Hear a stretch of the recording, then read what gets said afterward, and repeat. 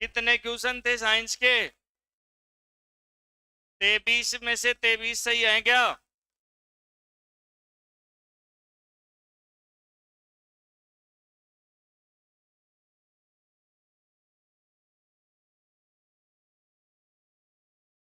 देखो भाई, अरे ब्लड क्या होता है? रक्त। हाँ, पिछली क्लास में लोयों के बारे में पढ़े थे। रक्त का अध्ययन कौन सी साइंस में करते हैं?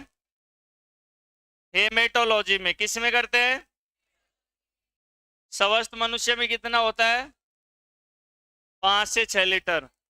कुल वजन का 7%। पीएच मान 7.4। प्रकृति क्या होती है? दुर्बल क्षारीय। दुर्बल क्षारीय होती है ना। और इसके बाद में अपन ने क्या पढ़ा था? रक्त तरल संयोजी ऊतक है। आज यहाँ की छोरियां कहाँ गई? शास्त्र गई क्या? सो मार छास शास्त्र गई है? सोमवार ने शास्त्र जाणु पड़े छे? जाणु पड़े सोमवार? कौन जाणु पड़े? कोई को ना भी शास्त्र जाणु पड़े सोमवार? सोमवार ने शास्त्र जाणु पड़े छे? कोई जरूरी को ना, तब अनिवार्य नहीं है। अच्छा, शाबाश, बढ़िया बात। चलो देखो, रक्त के काम 5 काम बता दिया था क्या? अरे पहला काम गैसों का परिवहन। दूसरा, प्रत्येक कोशिकाओं तक पोषक तत्व ले जाता है।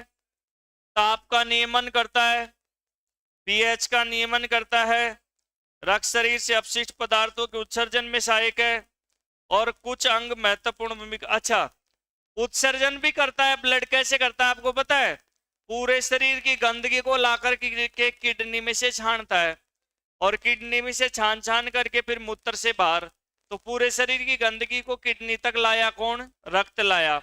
हमारे शरीर के अंदर मान लो अपशिष्ट पानी ज्यादा बन गया तो उसको पसीने से बाहर कौन करेगा? रक्त करेगा।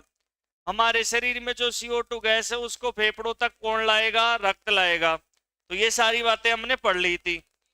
आज हम पढ़ेंगे यहां से पार्ट ऑफ ब्लड। लिखो भाई,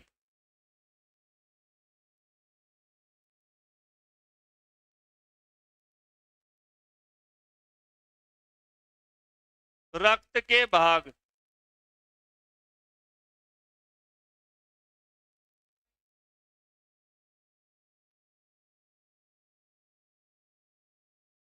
अरे भाई देखो, अरे रक्त के कितने भाग होते हैं? 2 भाग। बोर्ड पे ध्यान दो, लिखना मत साथ साथ कोई भी। अरे चेपो मत, साथ साथ सुनो एक बार। रक्त के कितने भाग होते हैं? 2 भाग। एक भाग तो होता है प्लाज्मा और दूसरा भाग होता है कणिका। दूसरा भाग कौन सा होता है? कणिका। बोर्ड पे ध्यान दो, रक्त का एक भाग तो होता है प्लाज्मा और दूसरा भाग कौन सा होता है? कणिका। ये जो प्लाज्मा होता है ना, ये रक्त में 55% भाग होता है भाई। कितना भाग होता है? 55। और कणिका खून में कितना होती है? 45% होती है। यानी कि हमारे खून के अंदर 55% तो प्लाज्मा पाया जाता है और 45% क्या पाई जाती है? कणिका। अब देखो, लिखना मत कोई भी साथ साथ। ये जो प्लाज्मा होता है ना, इस प्लाज्मा का दूसरा नाम क्या होता है? प्लाविका। इसको प्लाविका भी बोलते हैं। क्या बोलते हैं भाई? प्लाविका। और इसका प्लाज्मा का रंग होता है हल्का पीला। प्लाज्मा का रंग सभी बताओ कैसा होता है? फिर खून का रंग पीला क्यों नहीं होता? ये हल्का पीला है, गहरा पीला नहीं है, इसलिए अपने खून का रंग पीला नहीं होता, ये हल्का पीला है। अब इस प्लाज्मा में क्या क्या पाया जाता है? इस प्लाज्मा में 90% तो जल पाया जाता है भाई। 90% क्या पाया जाता है? जल पाया जाता है। 90% जल पाया जाता है। इसी कारण रक्त तरल होता है। इसी कारण रक्त क्या होता है भाई? तरल होता है। देखो गौर से देखते जाओ, खून में क्या क्या चीज होती है। रक्त के कितने भाग हैं? देखो रे, रक्त के कितने भाग? एक तो, दूसरा प्लाज्मा कितना? 55%। इसका दूसरा नाम प्लाविका। इसका रंग हल्का पीला। इसमें 90% क्या पाया जाता है? जल पाया जाता है। इसी कारण खून क्या होता है? तरल। मेरे पास में जैसे मान लो कि एक तो 5 लीटर पानी है, 10 लीटर पानी है, एक 90 लीटर पानी है। 10 लीटर पानी के अंदर मैं 1 चम्मच हल्दी की डाल दूं और एक 90 लीटर पानी में 1 चम्मच हल्दी की डाल दूं, दोनों में ज्यादा पीला कौन सा दिखेगा? जो कम है। 90 लीटर वाले में ज्यादा पीलापन नहीं दिखेगा। इसमें 90% पानी पाया जाता है, इसी कारण खून लिक्विड होता है और इसी कारण खून पीला नहीं दिखता, हल्का पीला होता है। प्लाज्मा कैसा होता है? हल्का पीला। अब जो 10% भाग बचा उसमें क्या क्या पाया जाता है? भाई 90% के अंदर तो ये चीज हो गई। अब 10% में क्या क्या पाया जाता है? 10% में एक तो प्रोटीन पाए जाते हैं। क्या पाए जाते हैं भाई? प्रोटीन। और कार्बोहाइड्रेट पाए जाते हैं। कार्बोहाइड्रेट। कुछ कुछ अकार्बनिक, कुछ कार्बनिक अकार्बनिक पदार्थ, कुछ कार्बनिक अकार्बनिक पदार्थ पाए जाते हैं। हार्मोन भी प्लाज्मा में ही पाए जाते हैं, हार्मोन इत्यादि। देखो भाई गौर से सुनो, बात ऐसी है, जैसे मान लो ये खून है ना? और इस खून के अंदर यानी कि यहां तक 55% तो प्लाज्मा और 45 क्या है? कणिका। अब ये जो 55% है ना, इसको मैं अलग कर लिया, मान लो ये 55 को क्या कर लिया? अलग कर लिया। एक कागज ही दे दो ना, पेपर दे दो, कागज दे दो।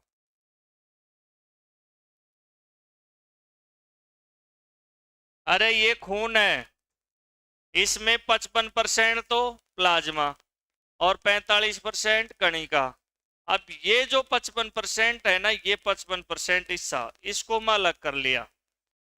अब ये जो 55% हिस्सा है ना, इसमें भी 90% तो क्या पाया जाता है? पानी।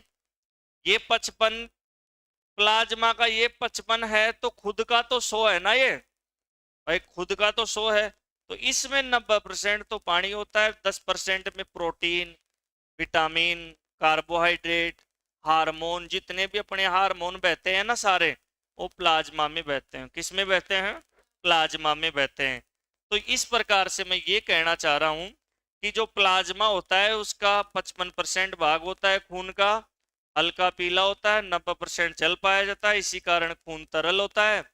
10% जो होता है, उस 10% के अंदर प्रोटीन, कार्बोहाइड्रेट, कुछ कार्बनिक अकार्बनिक पदार्थ और हार्मोन इत्यादि पाए जाते हैं।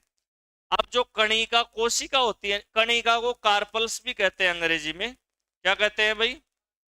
कार्पल्स, या इसको कोशिका भी बोल देते हैं। खून की कोशिकाएं हैं ये। और ये खून में कितनी पाई जाती हैं? 3 पाई जाती हैं। कितनी कोशिका होती है ये? 3 कोशिका।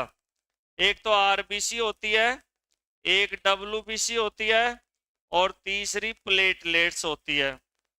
Platelets, platelets. खून में कितनी कोशिकाएं होती हैं? 3 कोशिकाएं पाई जाती हैं। अब हम एक एक के बारे में डिटेल से पढ़ेंगे, उससे पहले आप ऐसे कैसे उतार लो।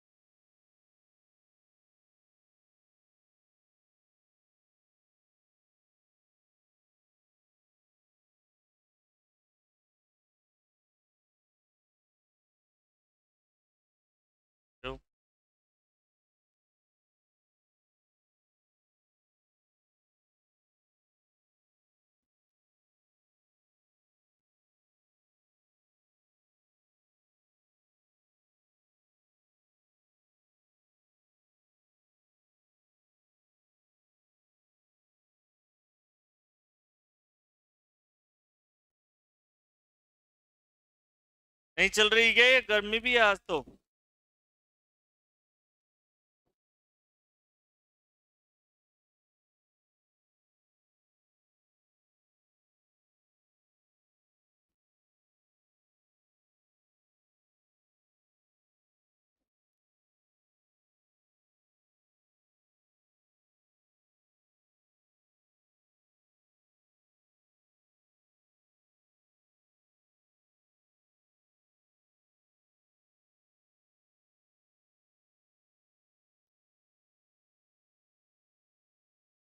बाकी काम के।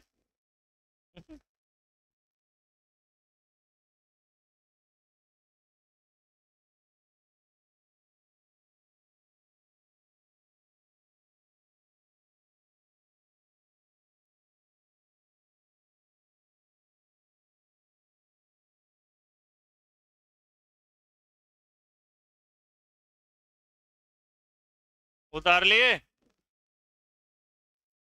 जल्दी करो जल्दी करो।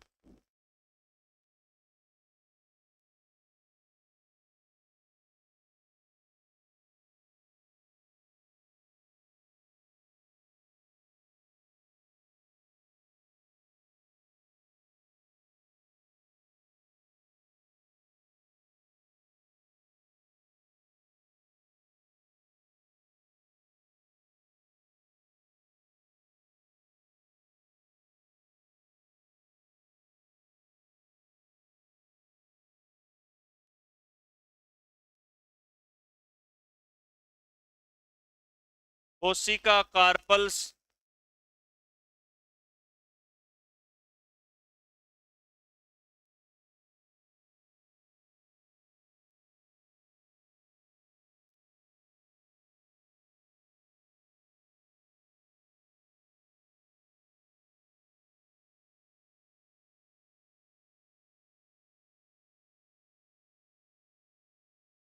लिख लिए भाई? जल्दी लिखो, 4 5 गिनती की तो शब्द। आप क्या कर रहे हो मणि, ऐसे पो रहे हो? छोटे छोटे शब्द लिख रहे हैं बस 5 7।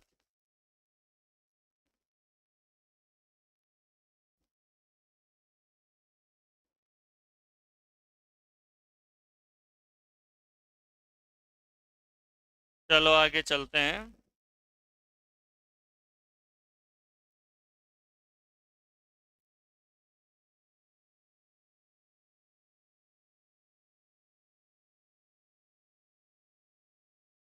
सब कुछ जो भी लिख रहा है वो।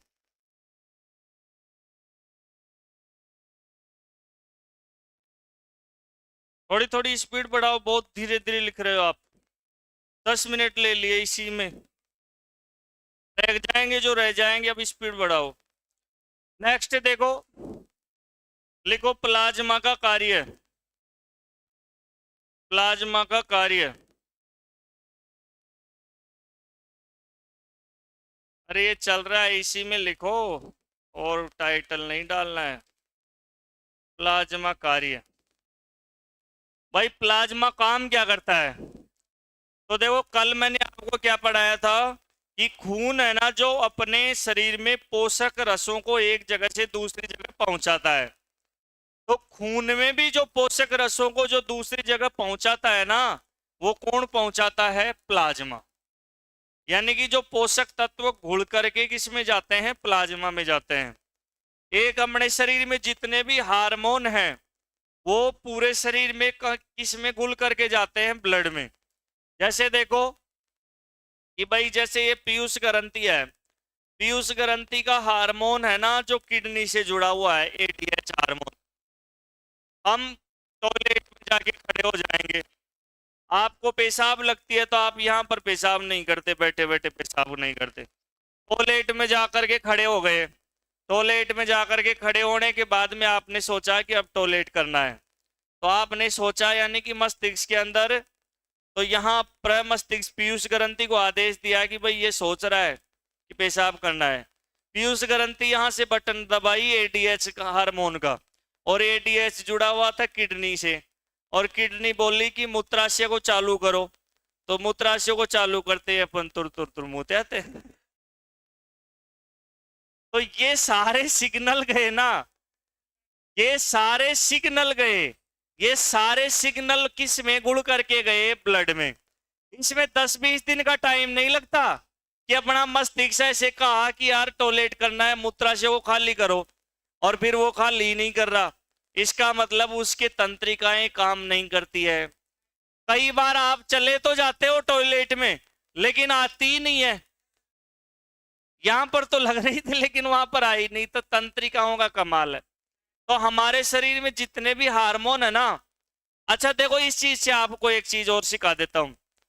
अगर आप किसी कक्षा में बैठे हो 3 घंटे, या बस में बैठे हो, या परीक्षा दे रहे हो, तो आपने ये सोच लिया कि यार या तो मुताई तो लगेगी, तो 100% लगेगी, क्योंकि आपने सोच करके हार्मोन को एक्टिव कर दिया।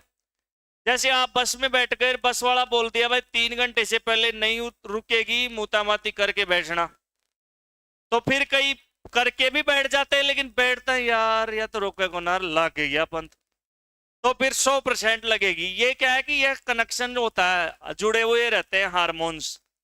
इसलिए साइकिल चलाते हो ना आप डोले पर, डोला के ऊपर साइकिल चलाओ, और डोला के ऊपर साइकिल चलाओगे तो आप ऐसे सोचोगे यार या पड़ती दिखे, यार या पड़ेगी, तो आपने सोच लिया पड़ेगी, तो फिर ये प्रमस्तिष्क आदेश देती है अनुमस्तिष्क को कि भाई ये पड़ेगी। अनुमस्तिष्क अपने शरीर का शारीरिक संतुलन करता है कि भाई पड़ेगी, तो फिर ये संतुलन बिगाड़ देता है धड़ाम से। ले आपने सोच लिया पड़ेगी तो फिर पड़ेगी, भैया आपने कमांड क्यों दी? आप सोच लो कि नहीं पड़ेगी तो फिर नहीं पड़ेगी, क्योंकि ये इसको आदेश ही नहीं देगा। आप सोच लिए पड़ेगी तो फिर पड़ेगी। समझ गए? आ गई ना बात? तो ये क्या होता है कि आपस में तंत्रिकाओं का जाल जुड़ा हुआ रहता है। अब आपकी भी आदत खराब है, आपकी आदत धीरे धीरे आप बिगाड़ रहे हो। हर क्लास पूरी होते ही कि भाई मुंह तरावांगा, नहीं तो आओगी तो यहाँ आ जावांगा, वहीं डोल रहा जावांगा। एक सीटिंग पावर को रखो कि 3 घंटे परीक्षा में बैठना, या एक जगह उठना नहीं, आराम से, मतलब थोड़ा सा। तो ये अपनी पावर धीरे धीरे डैमेज कर रहे हो आप। हर क्लास में बाहर जाना पावर डैमेज है। 3 घंटे के बाद जाओ, कोई दिक्कत नहीं है, उससे शरीर की इम्यूनिटी धीरे धीरे उसी हिसाब से ढल जाती है। तो लिखो प्लाज्मा का कार्य, लिखो लिखो प्लाज्मा शरीर में, लिखो प्लाज्मा शरीर में सभी पोषक रसों, प्लाज्मा शरीर में सभी पोषक रसों तथा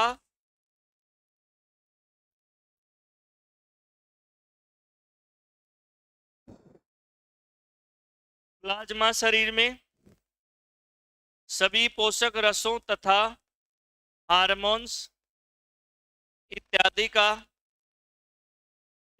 का परिवहन करने का कार्य करता है। पोषक रसों तथा हार्मोन्स इत्यादि का परिवहन करने का कार्य करता है। परिवहन का मतलब एक जगह से दूसरी जगह पर पहुंचाता है। ठीक है, पहला काम हो गया। दूसरा काम, हमारे शरीर में क्या है कि एक चीज होती है एंटीबॉडी। एंटीबॉडी को कहते हैं प्रतिरक्षी कण। क्या बोलते हैं भाई? प्रतिरक्षी कण।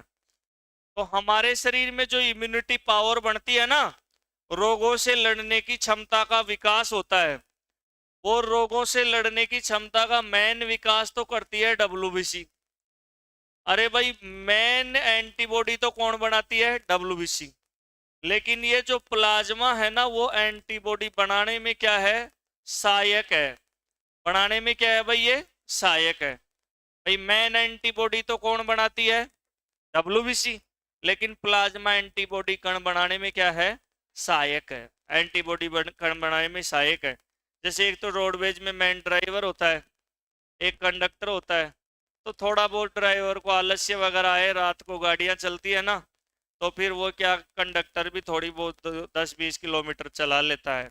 वो क्या है? सहायक है। वो क्या है? सहायक है। और जैसे कोई पहली बार, जैसे मान लो कि भाई जा रहा है रास्ते से, और कंडक्टर को जानकार है रास्ते का तो फिर वो बताता रहेगा, तो मतलब वो उसका हेल्प कर रहा है, सहायक है। मैं उदयपुर गया, ट्रेन की बजाय बस में बैठ गया। अब मैं उस उदयपुर जो कई बार जा चुका, तो वो बस वाला बोला कि आप रास्ता जानते हो, मैं कहा हाँ।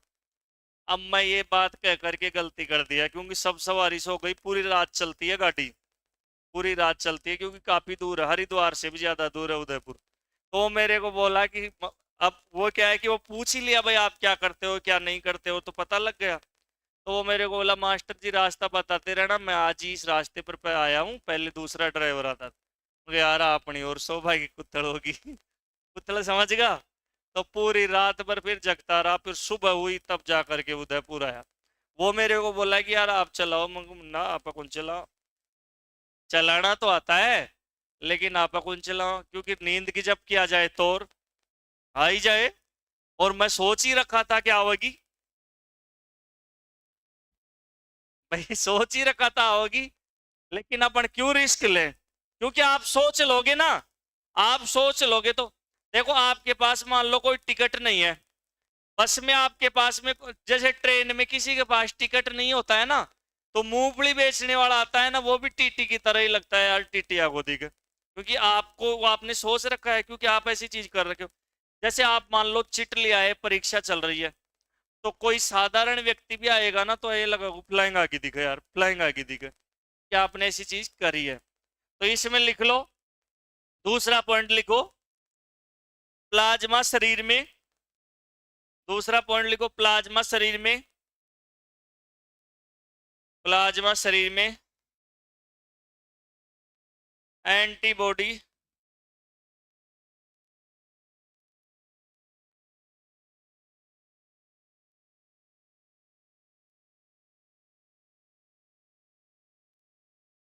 प्लाज्मा शरीर में एंटीबॉडी कोष्ठक में प्रतिरक्षी कण बनाने में भी सहायक है। प्लाज्मा शरीर में एंटीबॉडी कोष्ठक में प्रतिरक्षी कण बनाने में भी सहायक है।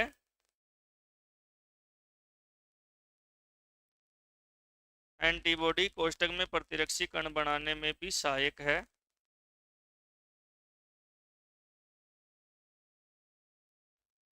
इसी के आगे लिखो, मुख्य एंटीबॉडी का निर्माण डब्ल्यूबीसी करती है।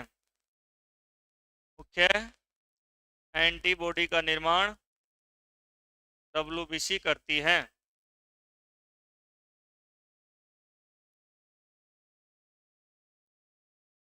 मुख्य एंटीबॉडी का निर्माण डब्ल्यूबीसी करती है। लिख दिए भाई, चलो। तो रक्त के कितने भाग होते हैं? दो, एक तो प्लाज्मा और दूसरा कणिका। प्लाज्मा कितना परसेंट? 55, कणिका 45। ऐसे प्रश्न आएगा परीक्षा में, प्लाज्मा कितना परसेंट होता है। अच्छा, जो प्लाज्मा होता है उसमें क्या क्या होता है? 90% पानी होता है। प्लाज्मा का रंग हल्का पीला होता है। खून हल्का पीला क्यों नहीं दिखता? क्योंकि वो पानी है उसमें, उसमें ज्यादा क्या होता है? पानी होता है। 10% में प्रोटीन, कार्बोहाइड्रेट, विटामिन, हार्मोन, ये सब होते हैं। हमारे शरीर में हार्मोन किस में बहते हैं? प्लाज्मा के अंदर ही घुल करके जाते हैं। इसके बाद में पोषक रस भी किस में घुल करके जाते हैं? प्लाज्मा में घुल करके जाते हैं। नेक्स्ट अपने पास में क्या होता है? कणिका। कणिका को क्या बोलते हैं? कार्पल्स। कणिका, कणिका को बोलते हैं कार्पल्स। खून की कोशिका है ये। किसकी कोशिका है भाई? ये खून की कोशिका है। इसमें सबसे पहले पढ़ेंगे हम आरबीसी। सबसे पहले क्या पढ़ेंगे भाई? आरबीसी। आरबीसी इंपोर्टेंट भी ज्यादा है, परीक्षाओं में कई बार आती रहती है। चलो, अब लिखना मत, पहले समझना है ना। चलो भाई देखो, ध्यान से देखना। आरबीसी का सबसे पहला पॉइंट आता है पूरा नाम। तो इसका पूरा नाम होता है रेड ब्लड सेल। सभी बोलो भाई, क्या होता है? रेड यानी होता है लाल, ब्लड यानी होता है रक्त, और सेल यानी होता है कोशिका। और अगर इसको कार्पल्स बोलते हैं तो बोल देंगे कणिका। कार्पल्स बोलेंगे तो बोल देंगे कणिका। देखो भाई, साथ साथ कोई भी मत लिखो, बोर्ड पे देखो। अरे देखो सब, आरबीसी का पूरा नाम कार्पल्स, लाल रक्त कोशिका या कणिका। दूसरी बात, इसको डॉक्टर क्या बोलते हैं? मेडिकल साइंस में आरबीसी का नाम होता है इरिथ्रोसाइट। सभी बोलो भाई, क्या होता है? अब देखो, ध्यान देना, ध्यान दे रहे हो क्या? इरिथ्रो का मतलब यूनान की भाषा में होता है लाल। इरिथ्रो का मतलब क्या होता है? लाल, यूनानी भाषा में। और साइट का मतलब होता है कोशिका। साइट का मतलब क्या होता है? इसलिए इसको क्या कहते हैं? इरिथ्रोसाइट कहते हैं, यानी कि लाल कोशिका कहते हैं। क्या कहते हैं भाई इसको? लाल कोशिका।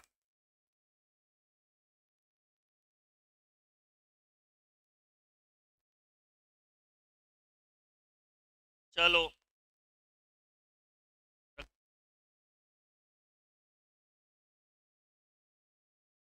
नेक्स्ट। ये जो आरबीसी होती है ना, इसकी उत्पत्ति कहां से होती है? उत्पत्ति, कौन सा पति? उतड़ा पति। उत्पत्ति, इसकी उत्पत्ति कहां से होती है? तो उत्पत्ति देखो, वयस्क में। सबसे पहली बात किसमें? वयस्क में तो आरबीसी बनती है बोन मेरो से। आपको बताया था ना, खून निर्माण में बोन मेरो को क्या कहते हैं? अस्थि मज्जा।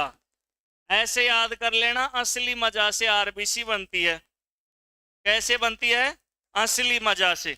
ऑप्शन में अस्थि मज्जा मिल ही जाएगा। और देखो, जो भ्रूण होता है ना बच्चा, भ्रूण में आरबीसी कहां से बनती है? एक तो बताया था पलीहा, पलीहा को स्प्लीन भी कहते हैं।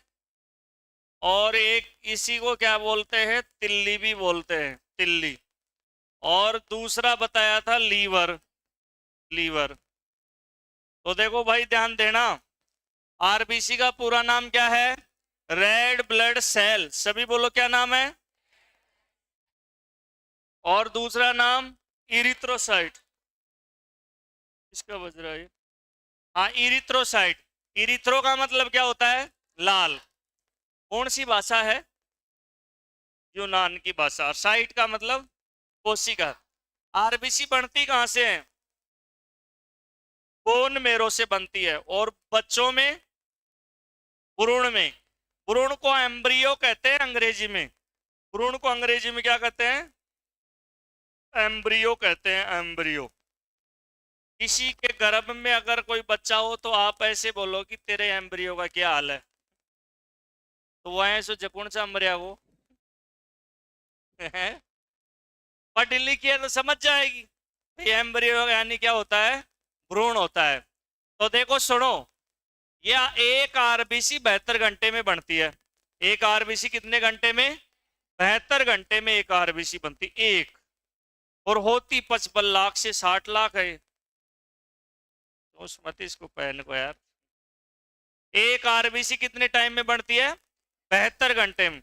आरबीसी बनने की क्रिया को इरिथ्रोपोएसिस कहते हैं। क्या कहते हैं? इरिथ्रोपोएसिस। देखो भाई, ध्यान देना, यहां पर मैं लिख देता हूं, नोट आरबीसी निर्माण क्रिया। आरबीसी निर्माण क्रिया को क्या बोलते हैं? इरिथ्रो पोएसिस। अरे देखो, पोएसिस का मतलब होता है बनना, और इरिथ्रो का मतलब है लाल कोशिका का बनना। जैसे खून में बताया था ना, हेमेटोपोएसिस। हेमेटो यानी खून, और पोएसिस यानी बनना। इरिथ्रो यानी आरबीसी, और पोएसिस यानी बनना। एक आरबीसी बनने में लगभग 72 घंटे का टाइम लगता है। अब इस धरती पर जिस चीज का निर्माण होता है ना भाई, वो एक दिन नष्ट जरूर होती है। अपन सब लोगों का यहाँ पर उत्पत्ति हुई है, अपन यहाँ से नष्ट होंगे। धरती पर आते जाओ और जाते जाओ। जगत में कोई ना परमानेंट, चाहे चमेली को तेल लगाओ और चाहे सेंट। जगत में कोई ना परमानेंट। यहाँ पर आते जाओ और जाते जाओ। अब पता नहीं कितने लाखों करोड़ों अरबों लोग यहाँ पर आ गए, पैच चाल रहे चेंडे आओ हर जाओ, धरती पर ऐसा ही सिस्टम है। तो यहाँ पर आरबीसी साहब आएगी तो जाएगी, अब चाय आएगी तो अंदर जाएगी। ले दे ही ते फिर बच की हम डायरेक्ट ही करा।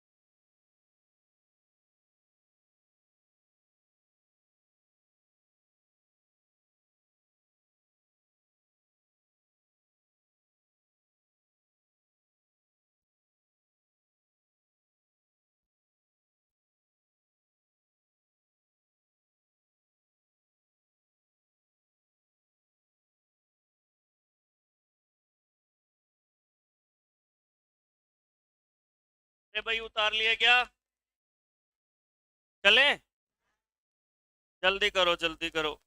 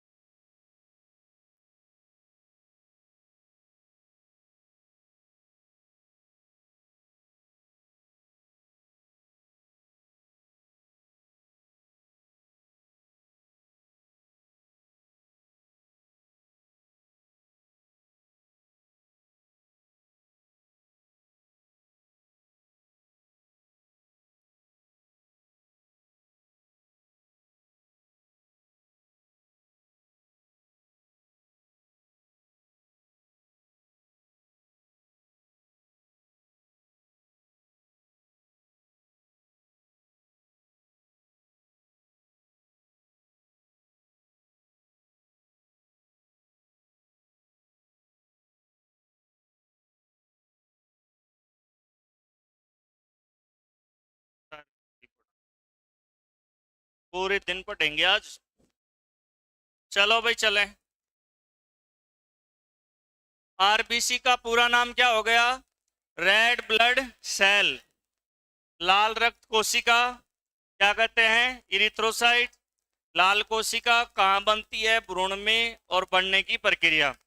अब मैं आपको एक बात बता रहा था भाई, सबका जीवन काल होता है। मनुष्य का जीवन काल 100 वर्ष का है, लेकिन 100 वर्ष जीते नहीं है आजकल। 100 वर्ष जीते हैं क्या? आजकल अपना तो टॉक टाइम पहले ही खत्म हो जाएगा, है ना? तो आरबीसी का जीवन काल 120 दिन का होता है। आरबीसी का जीवन काल कितना होता है? 120 दिन। तो ध्यान रखना भाई, पहली बात देखो, आरबीसी का जीवन काल, आरबीसी का जीवन काल कितना होता है? 120 दिन। 120 दिन तक जीती है ये। लेकिन एक बात सुनो, इसमें बताऊं क्या सिस्टम होता है। जैसे राज्यसभा का कार्यकाल कितना होता है? तो राज्यसभा का कार्यकाल कितना होता है? 5 6 0 6 वर्ष। राज्यसभा का कार्यकाल होता ही नहीं है, सदस्य का कार्यकाल होता है। कार्यकाल होता है सदस्य का। राज्यसभा में क्या होता है कि सदस्य 6 वर्ष पूरे हुए, फिर गया, दूसरा आया। राज्यसभा कभी भी खाली नहीं होती है। उसी प्रकार से अपने खून के अंदर जो आरबीसी होती है ना, जैसे मान लो आज आरबीसी बन गई 2 लाख, तो आज से 4 महीने बाद यानी कि 7 4 11 नवंबर के अंदर खत्म होंगी। वो कब खत्म होंगी? नवंबर में। अब आज से 4 महीने पहले यानी कि मार्च में जो आरबीसी बनी थी वो आज खत्म हो गई। तो ये खत्म होती रहती है, नई बनती रहती है, इस प्रकार से काम चलता रहता है। तो आरबीसी का जीवन काल कितना याद रखोगे? 120 दिन। दूसरी बात सुनो भाई गौर से, ये जो आरबीसी होती है ना, ये मर जाती है। अब मरने के बाद में भाई हिंदू लोग तो जाते हैं शमशान घाट में, और मुस्लिम कहाँ जाते हैं? कब्रिस्तान में। और जिसका कोई नहीं होता उसको बूचड़ खाना या मुर्दाघर में रख देते हैं। बाद में गवर्नमेंट अपने हिसाब से उसका धर्म देख करके फिर उस हिसाब से, मुस्लिम है तो दफना देती है और हिंदू है तो जला देती है। तो आरबीसी का जो कब्रिस्तान है ना, वो है पलिया या तिल्ली। जहां मेरा हाथ चल रहा है यहीं पर होता है, ये एक अंग यहाँ पर होता है, पलिया या तिल्ली। तो आरबीसी का कब्रिस्तान क्या होता है? पलिया या तिल्ली। ऐसे यहाँ पर एक ऐसा ऐसा ऐसे अंग होता है, एक ऐसे एक अंग होता है जिसको बोलते हैं पलिया या तिल्ली। क्या बोलते हैं भाई? पलिया या तिल्ली। पलिया या तिल्ली होती है ये। देखो, यानी कि ये अपने पास में है पलिया, स्प्लीन बोलते हैं इसको। तो आरबीसी सारी मरती जाती है और मर मर के इसके अंदर आकर के इकट्ठी हो जाती है। इसमें आकर के इकट्ठी होती है, इसमें आकर की इकट्ठी होती है पलिया या तिल्ली में। इसलिए इस पलिया या तिल्ली को आरबीसी का कब्रिस्तान कहते हैं। आरबीसी का क्या कहते हैं? आरबीसी का कब्रिस्तान। आरबीसी का कब्रिस्तान या शमशान घाट, शमशान घाट या बूचड़ खाना, बूचड़ खाना या मुर्दाघर, मुर्दाघर। तो आरबीसी सारी की सारी आकर के कहाँ मर जाती हैं? पलिया या तिल्ली में। ये जो पलिया या तिल्ली है ना, शरीर में 2 अंग ऐसे हैं जिनमें खून हमेशा रहता है, हमेशा खून रहता है। एक तो हार्ट और एक तीसरे में तो फेफड़ों को भी ले लेंगे। एक तो हार्ट, एक पलिया और एक ये लंग्स। लेकिन मरने के बाद में जहां पर खून मौजूद मिलेगा ना, वो मिलेगा पलिया या तिल्ली में। इसको शरीर का रक्त बैंक भी कहते हैं। पलिया को शरीर का क्या कहते हैं? Blood bank. शरीर का ब्लड बैंक भी कहते हैं, ब्लड बैंक भी कहते हैं। इसको ब्लड बैंक क्यों कहते हैं? जैसे मान लो कि आरबीसी है ना, आरबीसी खत्म हो गई, तो ये यहाँ पर मरने के बाद ये कहाँ जाती है? इनका सिस्टम क्या है? देखो, ये पूरा का पूरा भर जाएगा, डेली इसमें 10 20 50 लाख आ के मरेंगी तो भाई भरे तो गई ना। तो ये सारी की सारी फिर अपने चली जाती है, किस में चली जाती है, उन्हीं बोन मेरो के अंदर रिवर्स हो जाती है। ये इसमें रिवर्स हो जाती है बोन मेरो में। फिर बोन मेरो से फिर नई आरबीसी बन जाती है, फिर ये 4 महीने तक अपना काम करती है, फिर मर जाती है। ऐसे चक्कर चलता ही रहता है भाई। इस तरीके से संसार चल रहा है ना, उसी तरीके से चलता रहता है। पलिया के 3 4% बन गए। आरबीसी की मृत्यु कौन से अंग में होती है, पलिया। इसलिए आरबीसी का क्या कहते हैं, कब्रिस्तान, शमशान घाट, बूचड़ खाना। पलिया को क्या कहते हैं, शरीर का ब्लड बैंक कहते हैं। पलिया को शरीर का दूसरा हृदय भी कहते हैं। जैसे हार्ट अपने ऐसे कर रहा है ना, ऐसे ऐसे शरीर में और दूसरी जगह ऐसे ऐसे करती रहती है ना, वो पलिया या तिल्ली करती है। इसलिए इस पलिया या तिल्ली को शरीर का सेकंड हार्ट भी कहते हैं। क्या कहते हैं, सेकंड हार्ट भी कहते हैं, यानी कि दूसरा हृदय भी कहते हैं। इस तरीके से ये 120 दिन, अच्छा कई किताबों में 90 लिखा है, ऐसे 90 दिन से 120 दिन। तो आप 12वीं की किताब का ये ध्यान रखना, 120 दिन ही ध्यान रखना। अब मैं बोल बोल के लिखाऊंगा, लिखो। क्या, अरे कोशिका है तो कोशिका क्या है, सजीवित है। कोशिका क्या है, कोशिका में केंद्रक होगा। हमारा शरीर किससे बना है, कोशिकाओं से। और कोशिकाएं क्या हैं, सजीव है। और सजीव क्यों है, क्योंकि मेन काम आरबीसी तो ऑक्सीजन ले जाती है, ऑक्सीजन की पूर्ति होती है। शरीर की अपने जो भी कोशिकाएं जीवंत कोशिकाएं हैं सारी की सारी, अब मर गई तो मरने के बाद में फिर ये जीवंत कोशिका नहीं रहेगी, कोशिका तो रहेगी लेकिन मर तो जाएगी। लिखो, आरबीसी का जीवन काल 120 दिन। आरबीसी का जीवन काल 120 दिन। दूसरी लाइन, आरबीसी की मृत्यु, आरबीसी की मृत्यु, आरबीसी की मृत्यु पलीहा, तिल्ली या स्प्लीन में होती है। आरबीसी की मृत्यु पलीहा, तिल्ली या स्प्लीन में होती है।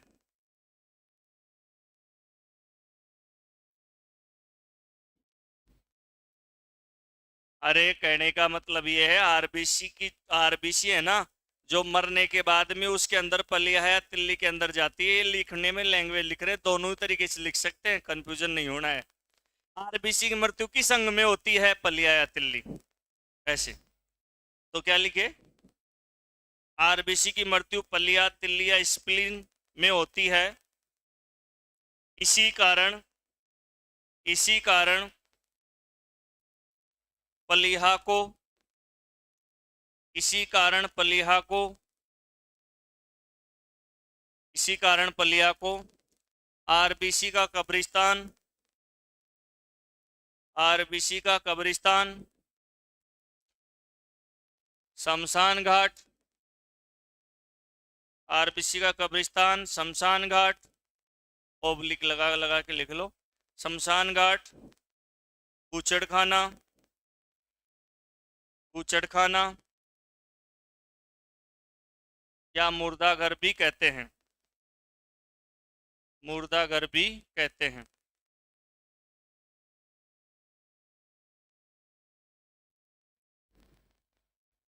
लिख दिए, चलो दूसरा पॉइंट लिखो,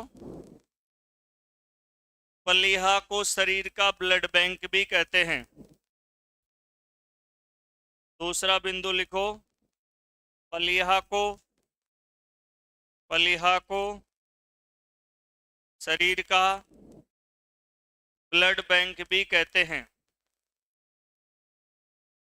पलिहा को शरीर का ब्लड बैंक भी कहते हैं। पलिहा को शरीर का ब्लड बैंक भी कहते हैं।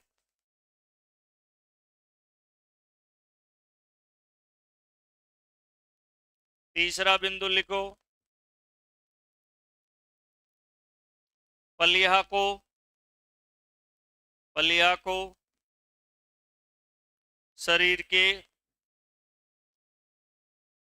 द्वितीय हृदय की भी संज्ञा दी गई है।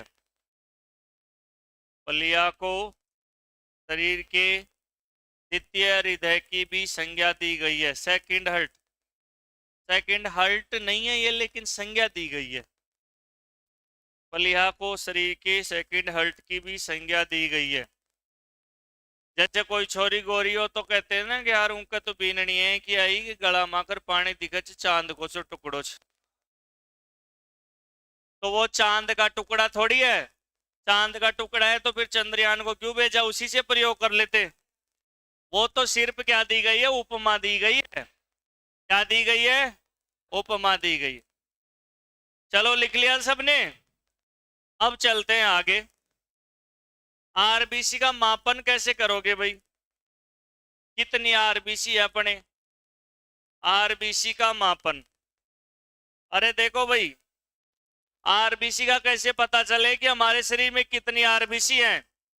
तो देखो आरबीसी का मापन एक तो होता है इरिथ्रोसाइटोमीटर, बोर्ड पे ध्यान दो। एक तो क्या होता है, इरिथ्रोसाइटोमीटर। हमारे शरीर में कितनी आरबीसी हैं उसका पता एक तो इरिथ्रोसाइटोमीटर से हो जाएगा। बोर्ड पे ध्यान दो। इरिथ्रो का मतलब क्या है, आरबीसी। साइटो का मतलब, सॉरी, इरिथ्रो का मतलब लाल, और साइटो का मतलब क्या है, कोशिका। कोशिका और मीटर का मतलब मापन, यानी कि हमारे शरीर में कितनी लाल कोशिकाएं हैं इनका पता इरिथ्रोसाइटोमीटर के अंदर ब्लड डाल देंगे ना। अरे इरिथ्रोसाइटोमीटर में खून डाल देंगे तो उससे पता लग जाएगा कि हमारे शरीर में कितनी लाल कोशिकाएं हैं। पहली चीज तो इससे पता कर सकते हैं कितनी लाल कोशिकाएं हैं। दूसरी सीबीसी जांच है ही normal, CBC complete blood count, इससे भी हमारे शरीर में आरबीसी का पता लग सकता है। और इन चीजों से हीमोग्लोबिन का भी पता लग जाता है। तो देखो आरबीसी का मापन किससे हो जाएगा भाई, एक तो इरिथ्रोसाइटोमीटर से, और एक किससे पता कर सकते हैं, सीबीसी जांच से। अब स्वस्थ मनुष्य में आरबीसी कितनी होनी चाहिए भाई, देखो स्वस्थ मनुष्य होता है ना, स्वस्थ मनुष्य में, स्वस्थ मनुष्य में आरबीसी की संख्या, आरबीसी की संख्या। तो भाई स्वस्थ मनुष्य में आरबीसी की संख्या देखो, सबसे पहली बात कर लेते हैं मेल, यानी कि पुरुषों में तो कितनी होती है। तो पुरुषों में तो देखो 50 से 55 लाख तो लिख रखा है 12वीं की किताब में, 50 से 55 लाख प्रति घन mm, यानी कि 1 क्यूबिक मिलीमीटर खून होता है ना, उसमें 50 से 55 लाख कोशिका होती है। पुरुषों की बात है, किसकी बात है भाई, पुरुषों की। तो देखो ध्यान देना, ये जो आंकड़ा है, ये आंकड़ा तो लिख रहा है 12वीं की किताब में, NCERT 12वीं की किताब में लिख रहा है, लेकिन कंपटीशन के अंदर ये अभी तक भी नहीं आया। कंपटीशन में जो आया वो मैं लिखवाता हूं यहां पर, 55 लाख से 60 लाख, 55 लाख से 60 लाख प्रति घन mm। ये क्यों लिखवाता हूं, इसका कारण भी आगे आएगा। तो देखो अगर दोनों ही ऑप्शन आए कि पुरुषों में आरबीसी कितनी होती है, दोनों ही ऑप्शन आए तो ये करना है, क्योंकि फिर 12वीं किताब में लिख रहा है तो अपन वो पन्ना दिखा सकते हैं कि आपने सरकारी किताब में ये लिख रखा है। नहीं तो फिर ये करना है, क्योंकि इसको भी मानते हैं, तो दोनों आए तो ये करना है। अब 10 लाख को कहते हैं 1 मिलियन। 10 लाख का मतलब क्या होता है, 1 मिलियन। आजकल ये फॉलोवर चलते हैं ना, पहले तो कहते थे बेटा फड़ो फूलो, और आजकल कहते हैं फॉलो करो। पहले तो क्या कहते थे, फड़ो फूलो, और आजकल कहते हैं फॉलो करो। तो 10 लाख किसी के फॉलोवर हो जाते हैं, इसका मतलब है 1 मिलियन। 10 लाख का कितना मिलियन होता है, 1 मिलियन। तो 55 लाख का कितना मिलियन हो गया, 5.5 मिलियन। अरे 55 लाख का कितना मिलियन हो गया, एक मिलियन में कितने लाख, 10 लाख। तो इसको है ना जो वो ऐसे भी पूछ लेता है कई बार, कई बार ऐसे भी बोल देगा इसको, भाई 50 से 55 लाख प्रति घन mm, ये तो पुरुषों के अंदर आंकड़ा है, इसको इस तरीके से भी अपन कह सकते हैं। और अगर इसको वो ऐसे पूछेगा या लगा के लिख दूं तो अपन ऐसे भी बोल सकते हैं, 5.0 से 5.5 मिलियन, क्या कह देंगे, मिलियन प्रति घन mm। देखो कितनी कोशिका होती है अपने खून में, ये तो थोड़े से खून के अंदर ही है इतनी कोशिका, तो 50 से 55 लाख, 1 लीटर में तो कितनी होंगी, करोड़ों अरबों खरबों कोशिकाएं होती है। ये तो बात हो गई मोटियारों की, ये तो बात किसकी होगी, मोटियारों की। अब लुगाया की देख लो, फीमेल। देखो आपको एक चीज बताता हूं, एक चीज ध्यान रखना, मोटियार है ना, मोटियार हमेशा लुगायों में जाकर घुसता है तो राजी होता है। कैसे राजी होता है, देखो, अरे देखो, ही और सी, देखो काम की ऑथेंटिक चीज बात बता रहा हूं, ही और सी, तो सी यानी महिला, ही यानी पुरुष, तो देखो इसके अंदर घुस गया है ना, ये देखो इसमें घुस गया। और सुनो आगे देखो, एक होता है मेल और एक होती है फीमेल, ये देखो ये घुस गया, ये घुस गया।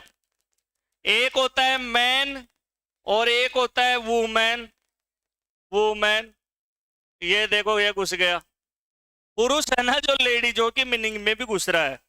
और सच्चाई भी यही है कि जीमने का प्रोग्राम होता है ना, तो मोटियार जीम रहे हो तो लाड लिया ने यार, अरे ल्या रहे और लुगाई जीम रही जिन मावी को ना पुरस्कार आई लेगी के रसगुल्ला है, सारा का सारा रसगुल्ला लेगी, और नीचे गर्दन घूंघटो काट लुगाई रसगुल्ला ज्यादा कौन का 60-70 एक तो खाई जाए। मैं एक बार मेरी जीमाने की ड्यूटी लग गई थी लेडीजों में, बूढ़ा बोलिया कि गजे यार और छोरा तो बदमाशी करेंगे, तू सियाण हो जाए लुगाया जी मां तो मैं और सब छोरों को बेच दिया, भाई मोटियारान जी माँ बाप, फिर सारा का जोर में आंटी जी माता सही रहता। और मैं वहां जिमाने के लिए तो एक लेडीज थी, तो वो लेडीज में काउंट किया था, ज्यादा तो खैर नहीं बोलूंगा, लेकिन 32 रसगुल्ले खा गई थी। यहाँ घूंग टोकर ले आओ जी, ले आओ जी। फिर मैं तो दाम मान नहीं, मुझको तू ही अंदर ले, और कम रहे तो पीपा नहीं दर देंगा, बस खाया जा। चलो देखो, ये तो पुरुषों की बात हो गई, और लुगायों की बात देखो, लुगायों में कितने होते हैं। लुगायों में आपको डाटा बताना है, यहां पर बताना है 50 से 55 लाख। अब सुनो सुनो सुनो, अब आप ऐसे मत करना फिर गुरुजी इसमें भी इसमें भी, ये जो चीज है ना, ये चीज, अब मैं एक पर्सन बोलूंगा मनुष्य में आरबीसी की संख्या, तो आपको ये बतानी है, मनुष्य बोला है मैंने, क्या बोला है, मनुष्य। फिर अगर पुरुष बोल दे तो इस तरीके से डाटा बताना है। और महिला के अंदर यहां पर 50 से 55 बोला है, ये तो है सामान्यता वाला, सामान्यता वाला है।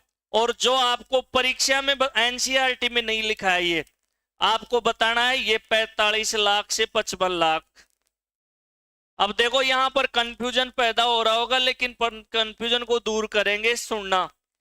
अब देखो, अगर प्रश्न आए आरबीसी की संख्या कितनी होती है, ये ऑप्शन भी हो और ये ऑप्शन भी हो, तो क्या करेंगे, ये करेंगे। और प्रश्न आए कि महिला में आरबीसी कितनी होती है, तो ये वाला करना, ये वाला। दोबारा से सुनो क्या कह रहा हूं मैं, मनुष्य में आरबीसी की संख्या कितनी होती है, ये भी ऑप्शन हो ये भी हो, दोनों ही हो, तो ये करेंगे, अन्यथा ये करेंगे। दूसरी बात ऐसे पूछूं, पुरुषों में कितनी होती है, पुरुषों के अंदर ये होती है। और महिला में पूछे, ये दोनों ऑप्शन आए, तो फिर ये वाला करना है, 45 लाख वाला। उतार लो इसको ऐसे कैसे, अरे नहीं अभी ऐसे कैसे नहीं उतारना है, इनके बारे में लिखवाऊंगा। पहले लिखो आरबीसी का मापन, पहला पॉइंट डालो इरिथ्रोसाइटोमीटर, लिखो पहला पॉइंट डालो इरिथ्रोसाइटोमीटर।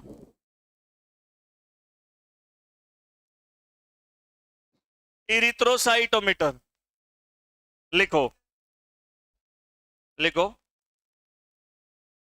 इस उपकरण द्वारा इस उपकरण द्वारा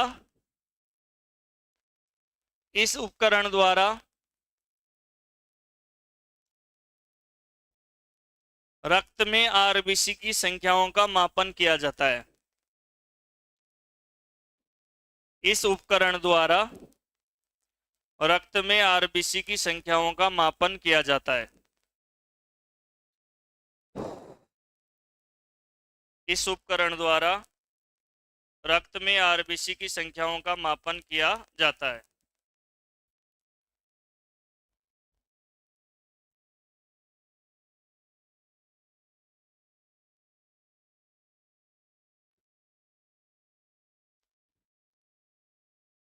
लिख दिया भाई। दूसरा लिखो सीबीसी टेस्ट। दूसरा लिखो सीबीसी टेस्ट।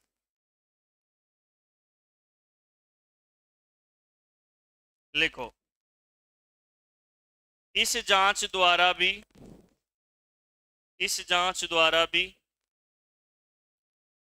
आरबीसी संख्याओं का है होने का याद है। वो कोई कौन है, पेरेंट्स आए हैं।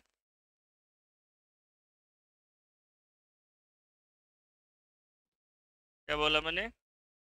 इस जांच द्वारा भी आरबीसी संख्याओं का पता किया जाता है।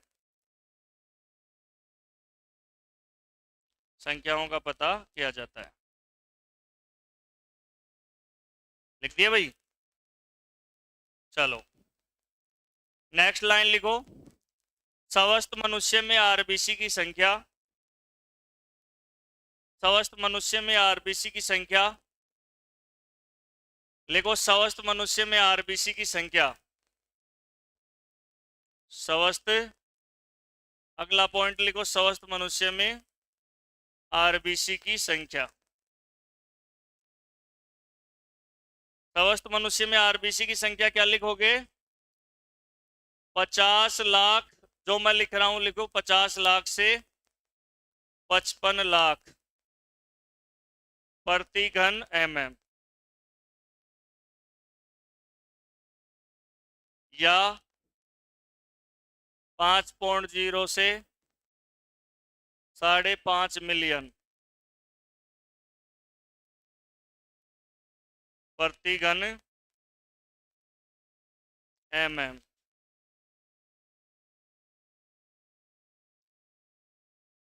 ये तो बात किस में है भाई? मनुष्य में। यहां पर पुरुष महिला कुछ नहीं बोला उसने, सिर्फ क्या बोला है? स्वस्थ मनुष्य में। तो मनुष्य में पुरुष और महिला दोनों के बीच की बात आ गई। अब आप लिख लो ऐसे, पुरुषों में लिख दो जो अभी मैं बता रहा था ना, ताकि कंफ्यूजन नहीं हो। 55 लाख से 60 लाख प्रति घन mm। mm का मतलब मिलीमीटर होता है।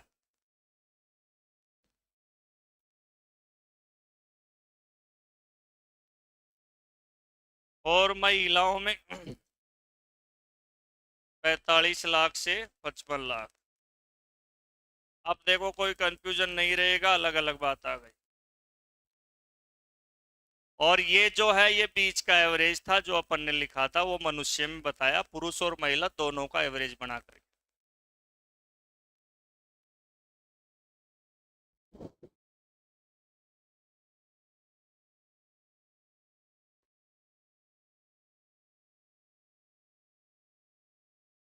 लिख दिए भाई। 55 लाख से 60 लाख और 45 लाख से 55 लाख।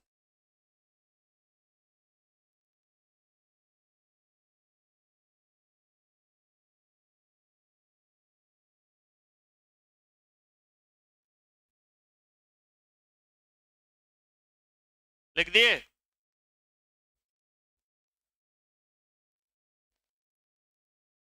चेक करवाया करो कभी कभी, फ्री में जांच होती है उसमें लिखा हुआ जाएगा।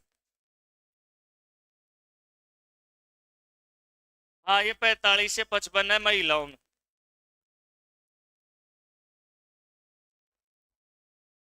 ऐसे याद कर लेना, कोई कंफ्यूजन नहीं रहेगा। मनुष्य में पूछे तो ये बताना, ये तो बात मनुष्य की है, पुरुष महिला कुछ नहीं, क्या है मनुष्य। पुरुष में पूछे तो ये, और महिला में पूछे तो ये। अच्छा एक बात और ध्यान रखना, आपको लिखवाया कि नहीं लिखवाया, पुरुषों की तुलना में महिलाओं में आधा लीटर रक्त कम होता है। पुरुष में जितना खून होता है ना, ये प्रश्न आया हुआ, उससे आधा लीटर कम, इसलिए पुरुषों की बजाय महिलाओं में आरबीसी कम आएंगी, डब्ल्यूबीसी भी कम आएंगी, प्लेट भी कम होती है। तो लिखो, कॉपी में ऊपर ही ऊपर लिख लो, नोट डाल के लिखो, पुरुषों की तुलना, ऐसे लिखो, पुरुषों की तुलना में, कॉपी में ऊपर ही ऊपर लिख लो, पुरुषों की तुलना में, पुरुषों की तुलना में महिलाओं में, पुरुषों की तुलना में महिलाओं में लगभग आधा लीटर रक्त कम पाया जाता है। पुरुषों की तुलना में महिलाओं में लगभग आधा लीटर रक्त कम पाया जाता है। लगभग आधा लीटर रक्त कम पाया जाता है। ये नेचुरल है, भगवान की देन है। कम क्यों है इसका कोई वो नहीं, लेकिन भगवान ने कम दिया है।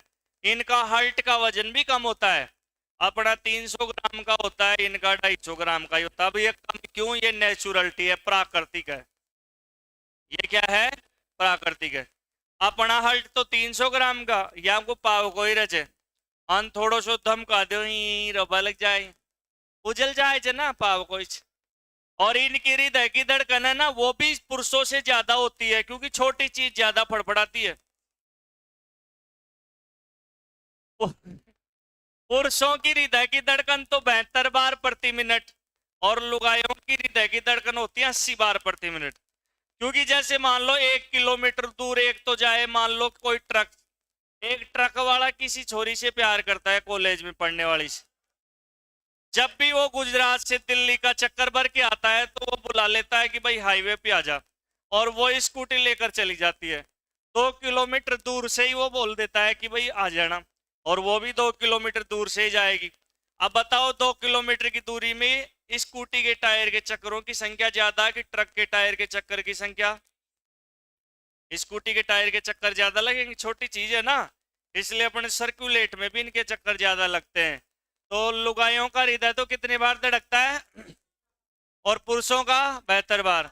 लेकिन परीक्षा में आए तो अंडे बात लुगाए को ना मोटाना की चालाकी, भाई ऐसे आए, मनुष्य का हृदय की धड़कन तो 72 बार करना होता है, 80 बार नहीं। लुगाया की बात कौन चालेगी, बात गुण की चालेगी, मोटाना की चालेगी। इसी तरीके से होता है। तो इनमें आरबीसी भी कम होती है, खून भी कम होता है, डब्ल्यूबीसी भी कम होती है। चलो आगे चलते हैं।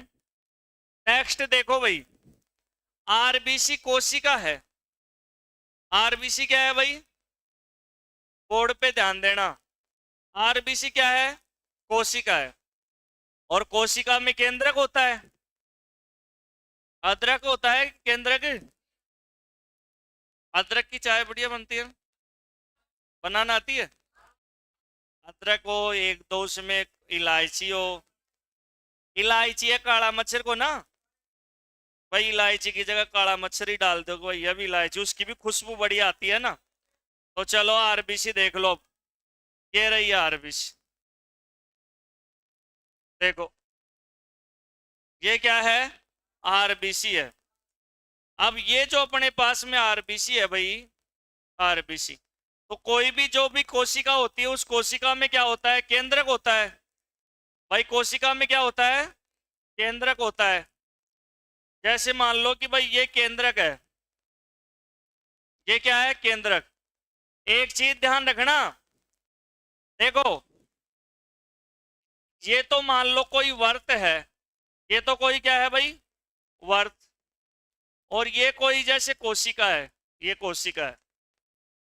तो जो वर्त होता है ना, वर्त, उस वर्त का जो सेंटर होता है उसको तो क्या बोलते हैं, केंद्रक। इसको तो क्या बोलते हैं, केंद्रक। ये तो केंद्र होता है, केंद्रक नहीं, केंद्र। केंद्र वो होता है जिससे सारी त्रिज्याएं बराबर हो, सारी त्रिज्याएं क्या हो बराबर, वो तो क्या होता है केंद्र। और जो केंद्रक होता है ना, केंद्रक, कोशिका में केंद्रक कभी भी बीच में नहीं रहता है, ये साइड में पड़ा रहता है। कहां पड़ा रहता है? साइड में पड़ा रहता है। ये क्या होता है? केंद्रक होता है, ये केंद्रक। न्यूक्लियस बोलते हैं इसे, क्या कहते हैं? न्यूक्लियस। और इसको बोलते हैं सेंटर। तो कोशिका में केंद्र होता है कि केंद्रक? केंद्रक। कोशिका में सेंटर नहीं होता, न्यूक्लियस होता है, यानी कि केंद्रक होता है।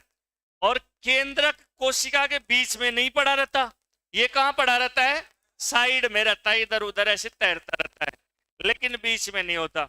अब मैं देखो आपको क्या कहना चाह रहा हूं कि भाई आरबीसी कोशिका है, तो कोशिका में केंद्रक होना चाहिए, लेकिन आरबीसी जो कोशिका होती है ना, उसमें केंद्रक नहीं पाया जाता है। अपवाद है ये। कोशिका में केंद्रक होना चाहिए, लेकिन आरबीसी कोशिका में केंद्रक नहीं पाया जाता। 3-4 जीव है अपवाद, उनकी कोशिका में केंद्रक पाया जाता है। एक तो ऊंट, एक जिराफ और एक लामा। लांबा ना गोद के जाटा की बात को ना, लामा एक होता है पहाड़ी बैल, समुद्र जैसे ठंडे इलाकों में पाया जाता है, जम्बू वगैरह, उसके बालों से ऊन मिलती है। वाइये के याक यानी पहाड़ी बैल, याक होता है ना वो। तो कौन से 3 जंतु हैं जिनकी आरबीसी में केंद्रक पाया जाता है? ऊंट, जिराफ और लामा। बाकी अपने खून में आरबीसी में केंद्रक नहीं है। गाय, भैंस, कबूतर, तोता, मैना, सांप, सभी जीवों के खून की आरबीसी में केंद्रक नहीं है। लेकिन 3 जीव हैं जिनकी आरबीसी में केंद्रक पाया जाता है। वो कौन कौन से हैं? ऊंट, जिराफ और लामा। लांबा नहीं, लामा, लामा। तो लिखो, लिखो भाई, इसमें लिखो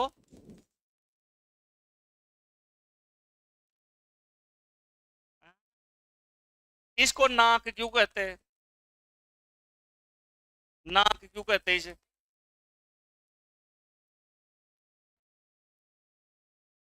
नाक क्यों कहते हैं? अरे कई चीजों के नामकरण किए हुए हैं। ये केंद्र का, इसके अंदर क्या है कि जैसे क्या क्या पाया जाता है, जैसे डीएनए पाया जाता है इसके अंदर है, गुणसूत्र पाया जाता है, जीन्स पाए जाते हैं, न्यूक्लियस है, न्यूक्लियस। इसमें देखो, इसमें क्या है, देखो बात सुनना बाबू। देखो इसको केंद्र क्यों कहते हैं? अंग्रेजी में क्या कहते हैं इसको? न्यूक्लियस। न्यूक्लियस है। अब अपने क्या है कि कोशिका में एनए पाए जाते हैं। एनए होते हैं 2। एनए का मतलब है डीएनए और आरएनए। डीएनए और क्या होता है? आरएनए। इसका पूरा नाम क्या होता है? Deoxy ribose nucleic acid. Nucleic, nucleic acid. और ये जो न्यूक्लिक है ना, उस न्यूक्लिक से क्या बना है? न्यूक्लियस बना है। न्यूक्लिक से क्या बना है? न्यूक्लियस। तो ये जो केंद्रक है ना, उसके अंदर एनए पदार्थों की वजह से इसको न्यूक्लियस बोला, और न्यूक्लियस बोल करके इसको क्या बोल दिया? केंद्रक बोल दिया।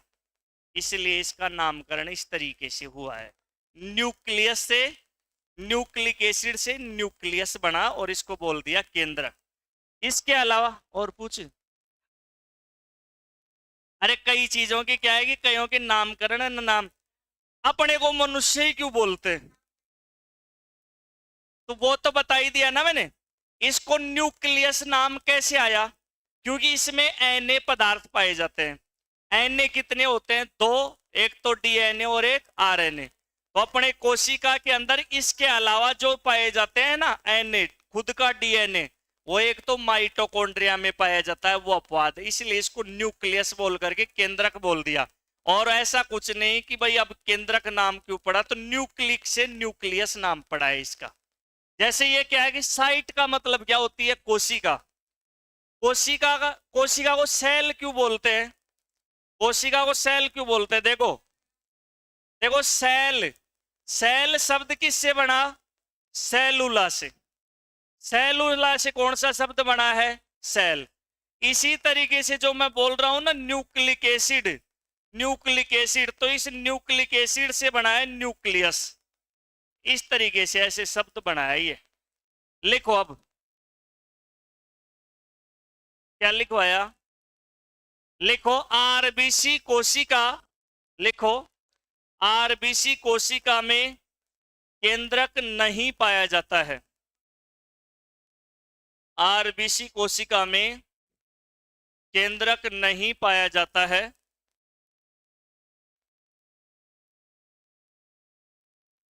नहीं पाया जाता है, नहीं पाया जाता, नहीं लिखना, क्या लगा करके एक दूसरा शब्द लिखो, या सभी सभी स्तनधारी, स्तनधारी का मतलब मेमोलियन, सभी स्तनधारी, सभी स्तनधारी जीवों की,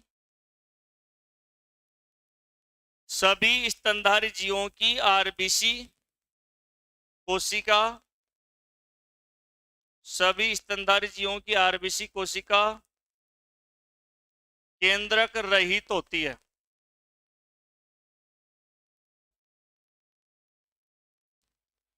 सभी स्तनधारी जीवों की आरबीसी कोशिका केंद्रक रहित होती है, केंद्रक रहित होती है। मार दूंगा ये कोई धन्यवाद धन्यवाद बोलेगा तो खत्म ही कर दूंगा बीच में ही। नहीं पढ़ना है तो बैठा ही मत करो, जिसको पढ़ना नहीं हो बैठा ही मत करो, बीच बीच में कुछ छुड़पुछड़ नहीं करेगा कोई। 2:30 से पहले क्लास नहीं छूटेगी, समझ रहे हो ना मेरी बात, इसलिए कुछ छुड़पुछड़ नहीं करना है। सुनो, देखो, ध्यान दो। अब ये स्तनधारी क्या होता है, अरे देखो स्तनधारी क्या होता है, स्तनधारी, स्तनधारी जीव वे होते हैं जिनमें रीढ़ की हड्डी पाई जाती हो, यानी कि कोर्डेटा में आते हैं। ये किस में आते हैं, कोर्डेटा, यानी कि इसमें रीढ़ की हड्डी पाई जाती हो। ये जो स्तनधारी जीव होते हैं ना, इनमें स्तन ग्रंथि होती है। कौन सी ग्रंथि होती है, स्तन ग्रंथि। स्तनधारी जीवों में कौन कौन से जीव आते हैं, जैसे मनुष्य आ गया, सभी पशु आ गए, एक व्हेल मछली आ गई। कौन सी मछली आ गई, व्हेल मछली। एक आता है चमगादड़, चमगादड़, और एक आती है गिलहरी। ये सारे जीव है ना, इनको बोलते हैं हम स्तनधारी जीव। कौन से जीव बोलते हैं इनको, स्तनधारी या मेमोलियन जीव कहते हैं। इन सब्जियों में रीढ़ की हड्डी पाई जाती है। इनकी जो मादा होती है ना, उसमें स्तन ग्रंथि पाई जाती है। कौन सी ग्रंथि, स्तन ग्रंथि। तो मनुष्य के खून की कोशिका में केंद्रक नहीं होता, आरबीसी में। उसके अलावा सभी पशु आ गए चौपहिया, जिसके 4 पैर होते हैं, शेर, गाय, घोड़ा, ये सब आ गए इसके अंदर। पक्षियों की बात नहीं है, सिर्फ बात किसकी है, स्तनधारी जीवों की। और इसके अलावा व्हेल मछली होती है ना, व्हेल मछली बच्चे देती है कि अंडे, बच्चे देती है। तो व्हेल मछली जो होती है उसके खून की आरबीसी में भी केंद्रक नहीं होता है। और चमगादड़ जो होता है उसके खून की आरबीसी में भी केंद्रक नहीं होता। और गिलहरी के खून की आरबीसी में भी केंद्रक नहीं होता। तो इस लाइन को सभी पढ़ो, ये लाइन क्या है, सभी स्तनधारी जीवों की आरबीसी कोशिका केंद्रक रहित होती है। अपवाद कौन से जीव हैं, जो स्तनधारी तो हैं भाई, कई जीव स्तनधारी तो हैं, लेकिन उनकी कोशिका में केंद्रक पाया जाता है। तो कौन कौन से हैं, लिखो, ऊंट, जिराफ और लामा। ऊंट, जिराफ और लामा, ऊंट, जिराफ, ऊंट, जिराफ और लामा। बोर्ड पे देखो, लामा। ऊंट, जिराफ और लामा, इन जीवों की, इन जीवों की, ऊंट, जिराफ और लामा, इन जीवों की कोशिका में, इन जीवों की आरबीसी कोशिका में, ऐसे लिखो, इन जीवों की आरबीसी कोशिका में, आरबीसी कोशिका में, आरबीसी कोशिका में केंद्रक पाया जाता है, केंद्रक पाया जाता है।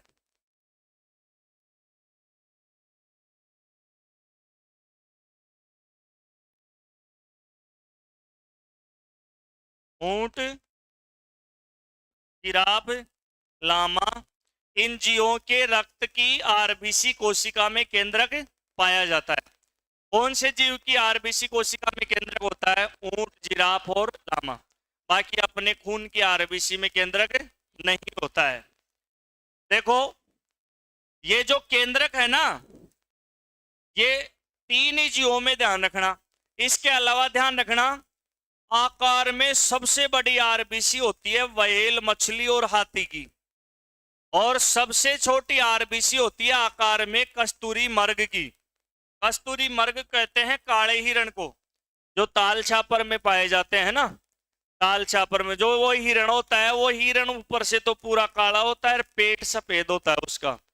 उसकी जो नाभि होती है ना, उस नाभि में से कस्तूरी निकलती है। बहुत सुगंधित पदार्थ होता है।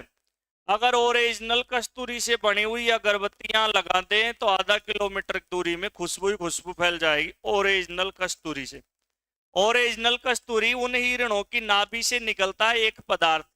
अपने तो नाभि से पदार्थ निकलता है बनियान का धागा, कचरा। कई बार यहाँ पर फुंसी हो जाती है, कई कई ऐसे ही करते रहते हैं ना, लाइट नहीं आई, लाइट नहीं आई। फिर यहाँ फुंसी हो जाती है तो कहते हैं यार सुंडी ब्याह आई मारी तो अया ब्याह कौन करे। गाँव में कहते हैं अया कौन ब्याह करे। ऐसे कैसे ब्याहेगी ये सुंडी, प्रेग्नेंट कहाँ से हुई? गाँव में बात बनी होती है। इसको ऐसे कुचुड़ते हैं तो इसमें क्या आता है? धागा वागार वो निकलता है, क्योंकि इसमें बैक्टीरिया होते हैं। वो बैक्टीरिया क्या करते हैं कि इसके टच में जो कपड़ा रहता है ना, उसमें से उन उन कपड़ों को बारीक बारीक रेशों को यहाँ पर इकट्ठा कर लेते हैं, कचरा हो जाता है। इसलिए इसके अंदर अपन तेल लगाते रहना है तो एक तो होठ नहीं फटेंगे कभी। सुबह उठते ही नहा धो करके इसमें थोड़ा सा तेल, एक बोतल को लगानी, थोड़ा सा तेल लगा ला, नमी बनी रहती है। और पूरे शरीर का सेंटर है, मध्य प्रदेश है ये, यहां से पूरे शरीर में सप्लाई हो जाएगी, चिकनाई बनी रहेगी। अगर कोई नाभि में डेली तेल लगाता है तो उसको चेहरे पर और बालों में तेल लगाने की कोई आवश्यकता नहीं है, फिर भी ऐसा लगेगा कि यार वास्तव में तेल लगा रखा है। रिफाइंड स्कूटर सोयाबीन नहीं लगाना है, सरसों का तेल लगाना है बारीक बारीक। तो कस्तूरी मर्ग किसको कहते हैं? काले हिरण को कहते हैं। कभी आप चूरू में जाओ ना, ताल छापर चूरू अभ्यारण्य, हम गए थे वहां पर, ऐसे छोटे छोटे बहुत सारे घूमते रहते हैं। तो लिखो, लिखो भाई, आकार में सबसे बड़ी आकार में सबसे बड़ी आरबीसी हाथी, हाथी की और व्हेल मछली।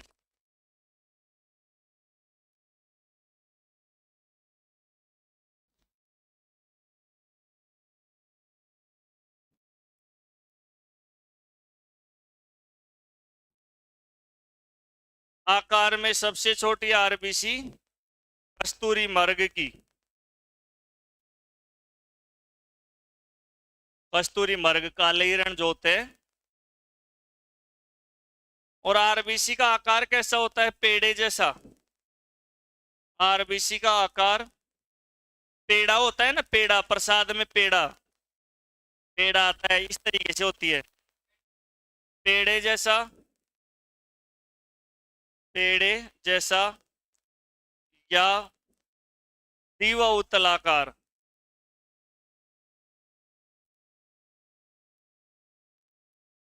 या डिस्क जैसा भी कह सकते हैं।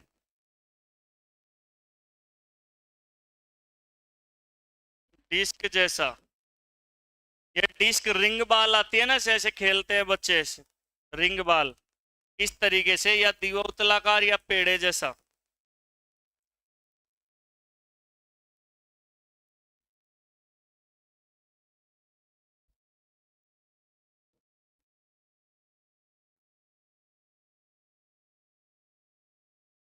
पेड़ा गोल होता है और उसमें थोड़ा सा हल्का सा गड्ढा सा होता है। सफेद सफेद पेड़े होते हैं ना मिठाई, तो गोल गोल और हल्का सा उसमें गड्ढा, ये ऐसी होती है आरबीसी। पेड़े जैसा या दीवा उत्तलाकार या डिस्क जैसा, इन तीनों में से कोई एक नाम मिल सकता है।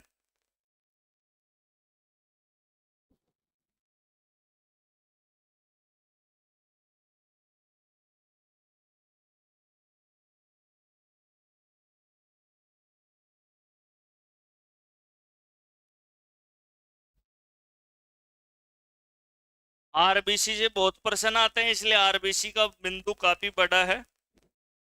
सबने लिख दिया? आरबीसी कैसे बनी, कहां पर नष्ट हुई, कितनी इनकी संख्या है, केंद्रक होता है कि नहीं होता, आकार कैसा होता है, बड़ी किसकी छोटी किसकी। अब देखो, खून का लाल रंग किसकी वजह से होता है? अब अगली बात देखो, ध्यान दो। अगर आपने से पूछे भाई देखो, रक्त का लाल रंग किस कोशिका की वजह से? आरबीसी। अगर कोशिका पूछे तो कौन सी कोशिका की वजह से? आरबीसी। बोर्ड पे ध्यान दो सभी। अगर भाई रक्त का लाल रंग किस कोशिका की वजह से पूछे तो आरबीसी। फिर आरबीसी का लाल रंग किसकी वजह से? हीमोग्लोबिन। किसकी वजह से भाई? हीमोग्लोबिन की वजह से। हीमोग्लोबिन वर्णक होता है, एक वर्णक। इसको अरे डर जा, सारी बात आएगी, रुक जा, कसरी नहीं छूटेगी तेरे पूछने लायक। अब देखो, रक्त का लाल रंग किसकी वजह से? आरबीसी। आरबीसी का लाल रंग किसकी वजह से? हीमोग्लोबिन। हीमोग्लोबिन का लाल रंग किसकी वजह से? एफी, आयरन की वजह से। आयरन या लोह तत्व। और इस लोह तत्व में भी कौन से आयन की वजह से? Fe+2। अब देख, तेरी बात आ गई सारी। अब देखो, ध्यान दो, सब्र रखो। पहले देखो, बारात जाएगी, फिर आऊंगा और फिर आओगी। बारात जा रही शहर खजे छोरी ने, फिर आखवाज को एक बार कहता दो ना, बात कर उल्टी देंगे अया को न करम सुचा। देखो ध्यान दो, अगर ऐसे पूछे रक्त का लाल रंग कौन सी कोशिका की वजह से, फिर आरबीसी लाल किसकी वजह से? हीमोग्लोबिन। हीमोग्लोबिन लाल किसकी वजह से? आयरन की वजह से। और आयरन में भी कौन से की वजह से? Fe+2 आयन की वजह से। और जो Fe+3 आयन होते हैं ना, इनकी वजह से जो मांसपेशी होती है ना, अपनी मांसपेशियां, ये गुलाबी और लाल होती है। मांसपेशियां गुलाबी और लाल। मांसपेशियों का गुलाबी और लाल किसकी वजह से होता है रंग? Fe+3। और इसको मायोग्लोबिन वर्णक बोलते हैं। क्या बोलते हैं? मायोग्लोबिन वर्णक। और इसको बोलते हैं हीमोग्लोबिन वर्णक। क्या बोलते हैं? हीमोग्लोबिन वर्णक। देखो अब ध्यान दो, सुनना। जैसे प्रश्न पूछे वैसा ही जवाब देना। मैं आपसे पूछूं आपका नाम क्या है, तो नाम ही बताना। मैं आपसे पूछूं आपका नाम क्या है, गुरु जी मैं तो व्यायाम जा रही हूँ। मैं पूछूं नाम क्या है, मैं तो व्यायाम जा रही हूँ। मतलब जितना जैसे पूछे वैसे बताना। रक्त का लाल रंग कौन सी कोशिका? आरबीसी का लाल रंग कौन सा वर्णक? हीमोग्लोबिन। हीमोग्लोबिन लाल किस वजह से होता है? वैसे ओरिजिनल तो हीमोग्लोबिन का रंग है ना, जो बैंगनी होता है ओरिजिनलिटी में, यानी कि हीमोग्लोबिन का जो वास्तविक रंग है ना, हीमोग्लोबिन का वास्तविक रंग कैसा होता है? बैंगनी। ये तो हीमोग्लोबिन लाल किसकी वजह से हुआ है? एफी या आयरन की वजह से लाल हुआ है। किसकी वजह से लाल हुआ है? आयरन की वजह से। आपसे पूछे कोई मांसपेशियां, मांस गुलाबी दिखता है ना, पिंक पिंक, तो मांस गुलाबी किसकी वजह से होता है? Fe+3। अरे मेरी तरफ देख लो, Fe+3 की वजह से होता है। तो लिखो, लिखो नोट डाल के लिखो। रक्त का लाल रंग, रक्त का लाल रंग, रक्त का लाल रंग आरबीसी कोशिका में उपस्थित, रक्त का लाल रंग आरबीसी कोशिका में उपस्थित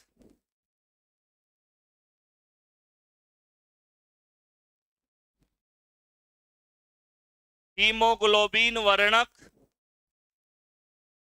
रक्त का लाल रंग आरबीसी कोशिका में उपस्थित आरबीसी कोशिका में उपस्थित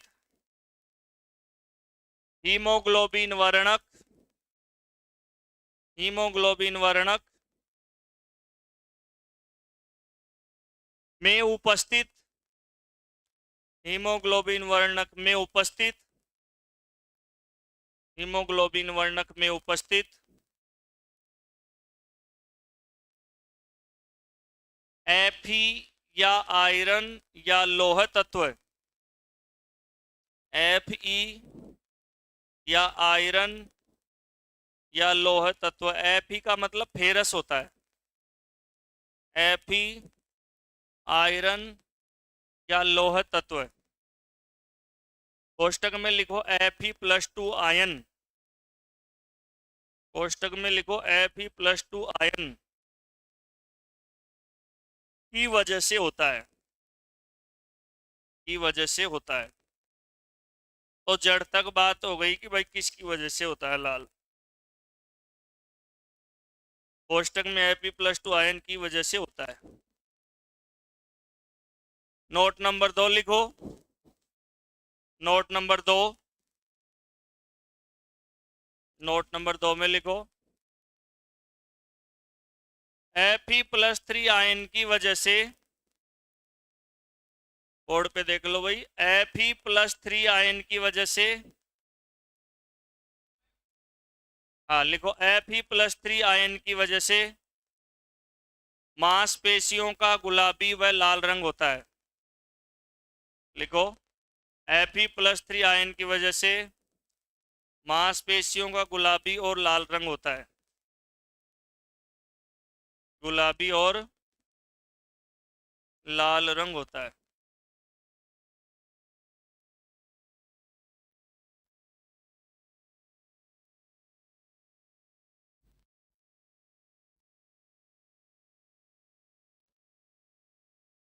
लिख दिया भाई, मांसपेशियों का रंग गुलाबी और लाल होता है। अब देखो भाई ध्यान देना,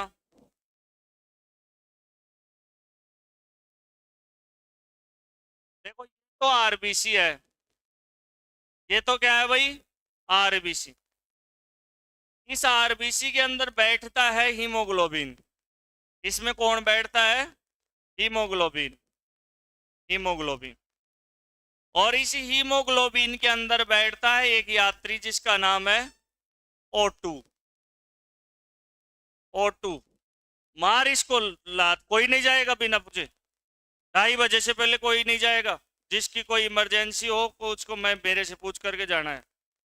देखो ध्यान दो, आरबीसी होती है ना, आरबीसी, आरबीसी के अंदर होता है हीमोग्लोबिन।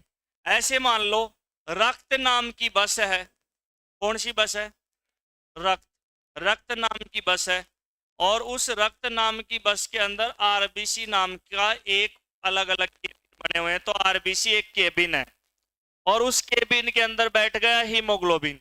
इस हीमोग्लोबिन में बैठता है ऑक्सीजन और फिर पूरे शरीर में ऑक्सीजन जाता है। तो हमारे शरीर में ऑक्सीजन को प्रत्येक कोशिका तक कौन ले जाती है, आरबीसी। आरबीसी में भी कौन ले जाता है, हीमोग्लोबिन। यानी कि ऑक्सीजन हीमोग्लोबिन के साथ मिलकर के जाता है, जिसको ऑक्सी हीमोग्लोबिन कहते हैं। क्या कहते हैं, ऑक्सी हीमोग्लोबिन। यानी कि ऐसे मान लो कि HbO2, HbO2 यहां पर लिख देता हूं 2Hb, तो यहां पर ऐसे समझ लो 2Hb और यहां लिख देता हूं 2O2। देखो, यानी कि हीमोग्लोबिन के साथ में ऑक्सीजन है ना जो मिल करके जाता है, इसे कहते हैं ऑक्सी हीमोग्लोबिन। क्या कहते हैं, ऑक्सी हीमोग्लोबिन। क्या कह रहा हूं मैं, गौर से समझने की बात है।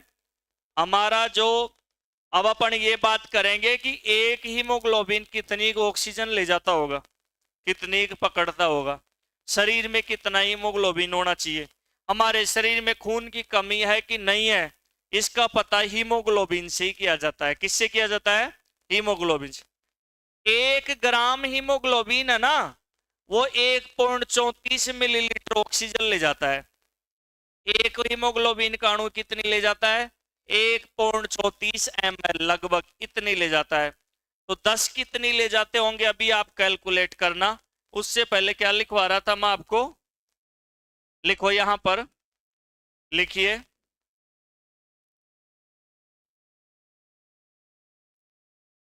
स्वस्थ मनुष्य में, लिखो स्वस्थ मनुष्य में हीमोग्लोबिन, स्वस्थ मनुष्य में हीमोग्लोबिन, हीमोग्लोबिन को सोल्ट में एच भी बोलते हैं। स्वस्थ मनुष्य में हीमोग्लोबिन का स्तर 12 से 16 mg प्रति 100 ml। क्या इसको कहते हैं 12 से 16 mg प्रति dl। इसको लिखो, फिर समझते हैं इसको।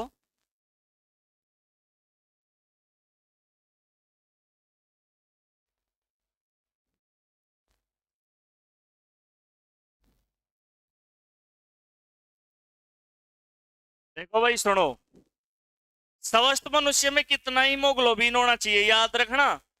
आप कोई भी परीक्षा वरीक्षा पास करो, आपसे कोई पूछ ही ले, स्वस्थ मनुष्य में हीमोग्लोबिन लेवल होना चाहिए 12 से 16 mg प्रति 100 ml।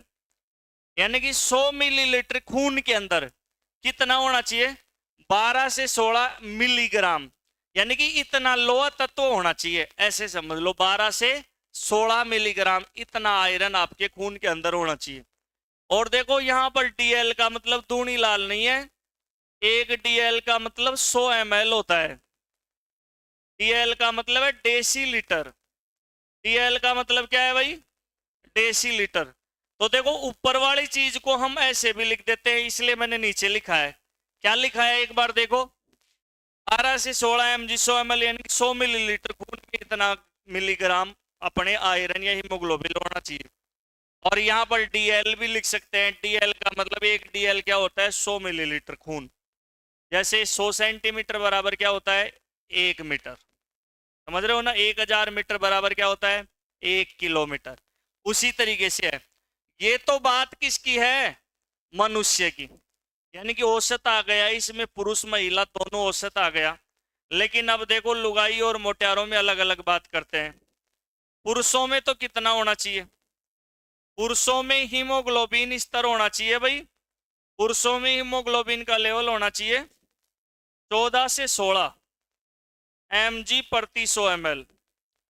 अगर आपके इतना हीमोग्लोबिन है तो आप स्वस्थ हो, आपके खून की कमी नहीं है, आप स्वस्थ हो और आप मेडिकल फिट हो। और अगर इससे डाउन है तो आपके खून की कमी है, एनीमिया है, आप मेडिकल में फिट नहीं हो सकते किसी भी चीज में। और लुगाइयों में कितना होता है, महिलाओं में, महिलाओं में एचबी का स्तर होना चाहिए, एचबी होना चाहिए भाई 12 से 14। कितना होना चाहिए 12 से 14। ये लेडीजों में होना चाहिए। अगर इससे डाउन है तो लेडीज में भी हीमोग्लोबिन लेवल कम है। और इसकी जांच सरकारी हॉस्पिटल में सीबीसी जांच करते हैं ना, उसमें ही आ जाता है कि भाई आप में कितना हीमोग्लोबिन है। लेडीज प्रेग्नेंट हो जाती है उसके बाद में हीमोग्लोबिन डाउन चला जाता है, क्योंकि उसका हीमोग्लोबिन 2 जीवों में बट गया। कितने जीवों में बट गया 2 जीवों में बट गया। इसीलिए जब प्रेग्नेंट रहती है ना महिला, उसके हीमोग्लोबिन और आयरन की गोलियां चलती रहती हैं, फोलेट टैबलेट, आयरन टैबलेट। इसलिए उनको ज्यादा से ज्यादा आयरन युक्त सब्जियां खानी चाहिए, जैसे पालक की सब्जी, हरी सब्जियां, बैंगन, एप्पल खा लेना चाहिए कभी कभार, कभी आलू खाना चाहिए, जिन जिन में आयरन पाया जाता है। तो देखो अगर मनुष्य में पूछा जाए तो ये स्तर, पुरुष महिला में पूछा जाए तो ये स्तर। उतार लो एक बार ऐसे कैसे।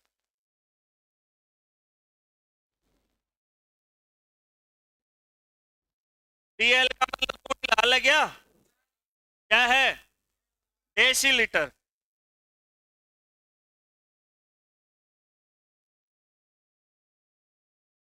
लिख लो।